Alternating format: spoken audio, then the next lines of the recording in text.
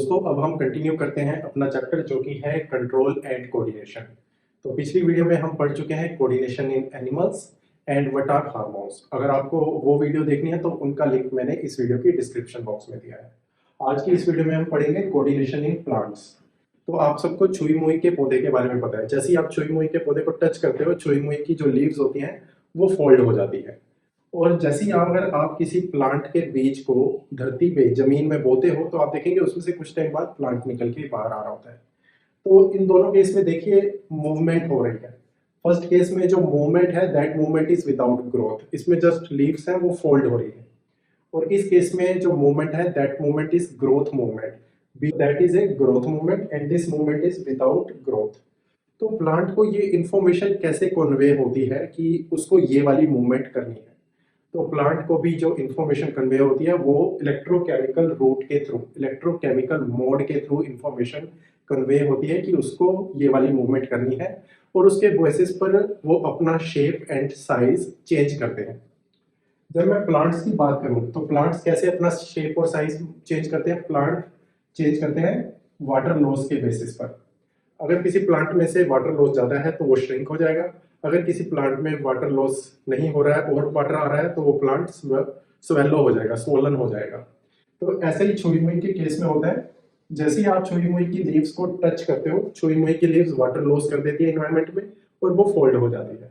ये तो हुआ प्लांट के केस में मूवमेंट कि वो अपना शेप एंड साइज कैसे चेंज करते हैं based on water loss. Animal के केस में एनिमल की सेल में एक स्पेशलाइज्ड प्रोटीन होता है जो एनिमल की सेल को शेप एंड साइज अलाउ करता है चेंज करने के लिए। So now we will study stimulus. Stimulus क्या होता है? स्टिमुलस वो कोई भी चीज जो किसी भी चीज में मूवमेंट क्रिएट करती है। ठीक है, जैसे अभी हमने कुछ एग्जांपल पढ़े थे इसी चैप्टर में कि एक बिल्ली जब चूहे को देखती है तो बिल्ली उसकी तरफ भागना शुरू कर देती है।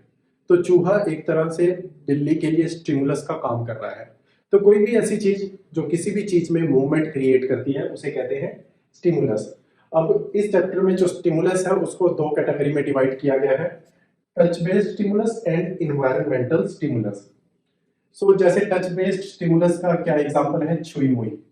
छुई मुई की जैसे ही हम लीव को टच करते हैं, छुई मुई का जो लीव्स होते हैं वो अपने में से पानी छोड़ देते हैं और वो फोल्ड हो जाते हैं।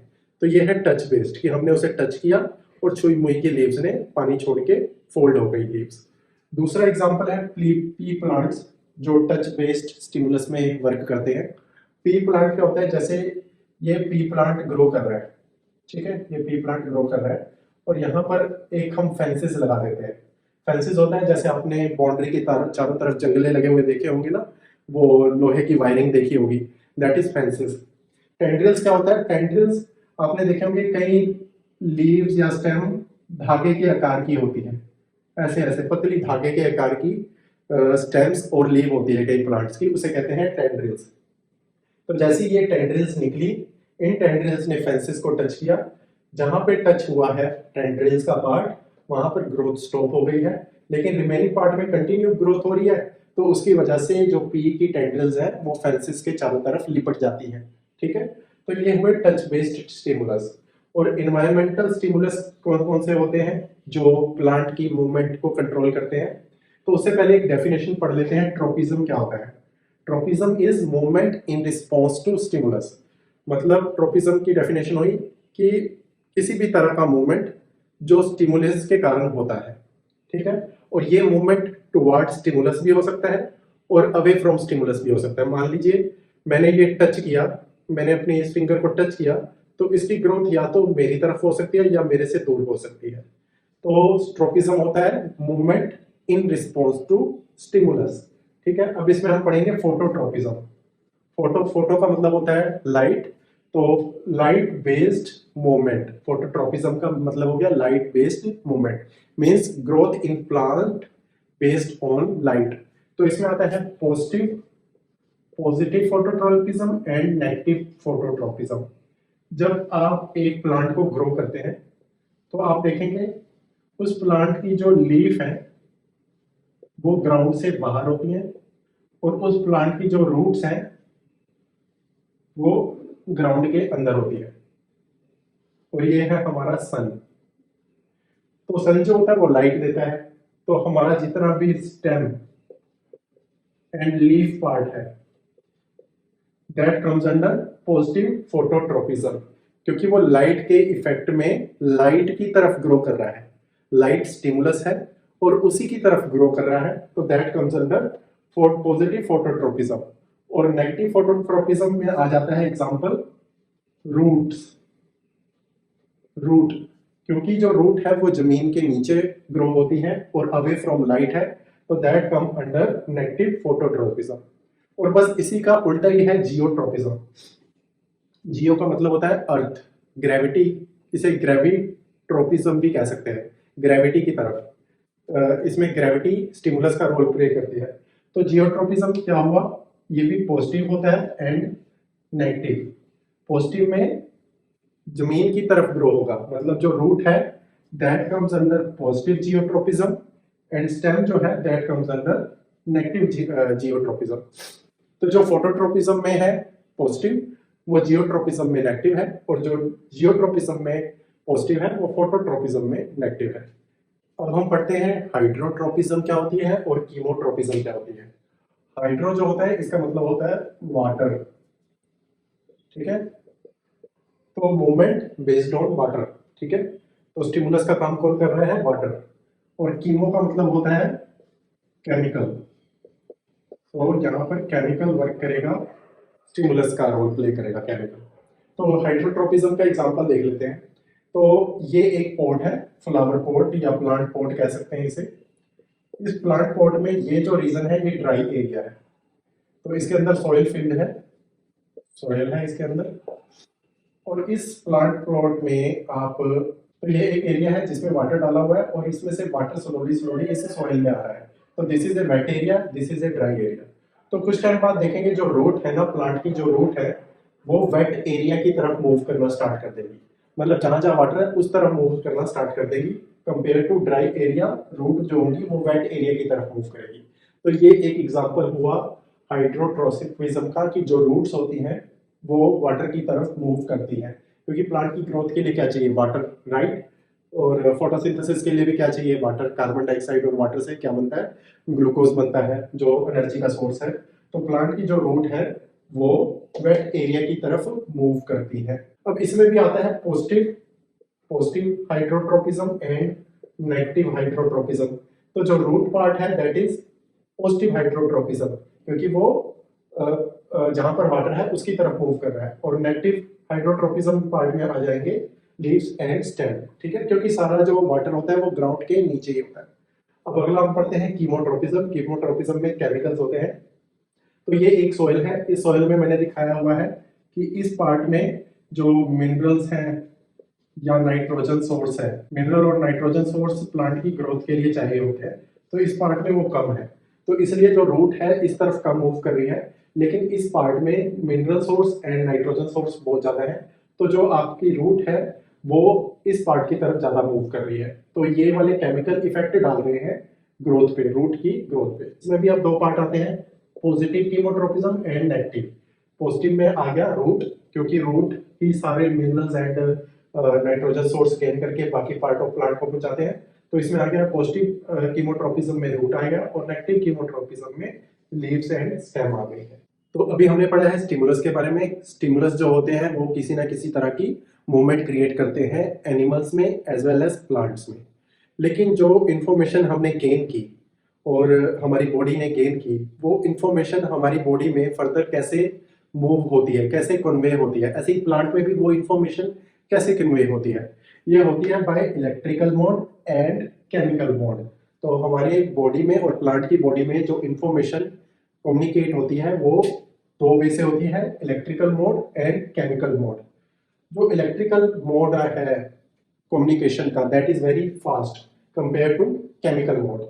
लेकिन जो इलेक्ट्रिकल मोड है उसकी कुछ लिमिटेशन है। इसकी क्या लिमिटेशन है, जैसे जो हमारा सेल्स है हमारी बॉडी के, वो सभी के सभी सेल्स हमारे नर्वस टिश्यू के साथ कनेक्टेड नहीं है।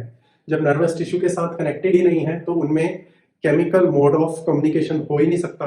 तो ये एक लिमिटेशन है कि हमारी सभी के सभी सेल्स नर्वस टिश्यू के साथ कनेक्टेड नहीं है। जो नर्वस टिश्यू के साथ कनेक्टेड होते हैं उन्हीं में ही इलेक्ट्रिकल मोड ऑफ कम्युनिकेशन होता है। तो पहली लिमिटेशन ये हो गई। दूसरी लिमिटेशन क्या हुई?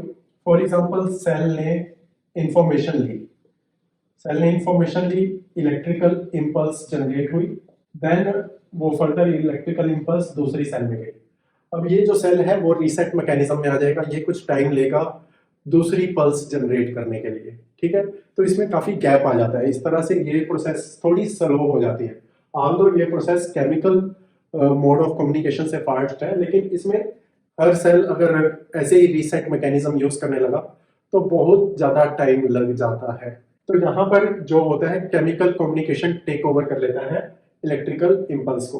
तो हमारी एनिमल में कैसे केमिकल मोड ऑफ ट्रांसपोर्टेशन होता है, केमिकल मोड ऑफ कम्युनिकेशन होता है। सेल को एक, ये हमारा सेल है, इस सेल को स्टिमुलस मिली और इस सेल से केमिकल रिलीज हुआ। ये केमिकल हमारी ब्लड स्ट्रीम में आ जाता है। तो ये केमिकल अब हमारी ब्लड में आ गया, ब्लड से ये हमारी पूरी बॉडी में ट्रांसपोर्ट हो जाता है, वो पूरी बॉडी में ट्रांसपोर्ट हो गया और वहां से ये अपने टारगेट ऑर्गन पर पहुंचा, और फर्दर वहां पे इसने एक्शन किया। तो सेल से केमिकल निकला, केमिकल ब्लड स्ट्रीम में आया, ब्लड स्ट्रीम से हमारी पूरी बॉडी में फैल गया और अकॉर्डिंगली हमारी पूरी बॉडी ने या हमारे कुछ टारगेट ऑर्गन ने उसके लिए फर्दर रिस्पॉन्स किया। तो इस केस में जहां पे टारगेट ऑर्गन पे पहुंचता है वहां पर इसको कैप्चर करते हैं रिसेप्टर, वहां पर रिसेप्टर होते हैं, इस केमिकल को पकड़ते हैं और फर्दर वो इंफॉर्मेशन आगे अपने ऑर्गन के दूसरे पार्ट को देते हैं।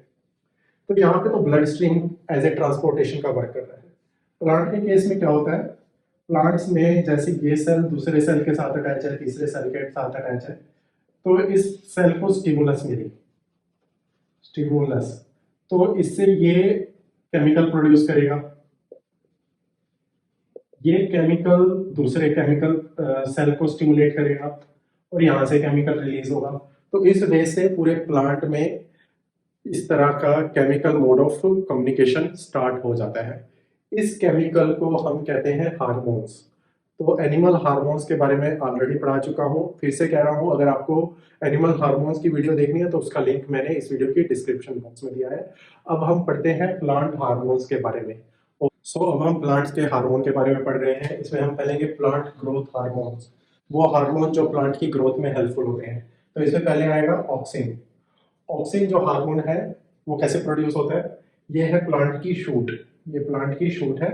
इस पर जब लाइट पड़ती है, प्लांट की शूट की टिप पर जब लाइट पड़ती है तो ऑक्सिन हार्मोन प्रोड्यूस होता है और ये मूव करेगा उस पार्ट में जो शेडी पार्ट है, मतलब जो शेडो में है, छांव में है, वो उस पार्ट की तरफ मूव करेगा। तो ये लाइट के, ये प्लांट की जो ये शूट है वो लाइट की तरफ है और ये पार्ट शेडो की तरफ है।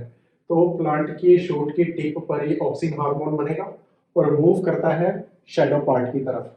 इसलिए शेडो पार्ट की तरफ बहुत ज़्यादा ग्रोथ होनी स्टार्ट हो जाती है और अल्टीमेटली आपको प्लांट ऐसे बेंड करता हुआ दिखाई देगा लाइट की तरफ, ठीक है। तो कई बार आप देखते हैं जो प्लांट होते हैं वो लाइट की तरफ बेंड होते हैं, वो इसी रीजन से होते हैं क्योंकि जो टिप पार्ट होता है वो ऑक्सिन हार्मोन बनाता है और वो जो ऑक्सिन है ग्रोथ हार्मोन है, वो अल्टीमेटली उस पार्ट पे जाता है जहाँ पर शेडो ज़्यादा होती है और वहाँ पर ग्रोथ होना स्टार्ट हो जाती है और ये जो प्लांट है वो धीरे धीरे लाइट की तरफ बेंड होना स्टार्ट कर देता है। अगला है हार्मोन जिब्रेलिन। जिब्रेलिन हार्मोन भी एक ग्रोथ हार्मोन है और ये प्लांट के स्टेम पार्ट की ग्रोथ करता है। Next is cytokinins. साइटोकाइनिन जो होते हैं वो प्रमोट करते हैं सेल डिवीजन को, ठीक है। तो जहां पर भी सेल डिवीजन ज्यादा होती है वहां पर साइटोकाइनिन्स आपको बहुत ज्यादा अमाउंट में दिखेगा। और सबसे ज्यादा सेल डिवीजन कहां पर होती है, फ्रूट्स एंड सीड पार्ट में। तो फ्रूट्स एंड सीड पार्ट में आपको साइटोकाइनिन्स दिखेंगे। तो ये है प्लांट ग्रोथ हार्मोन जिसमें आते हैं ऑक्सिन, जिब्रेलिन्स एंड साइटोकाइनिन्स।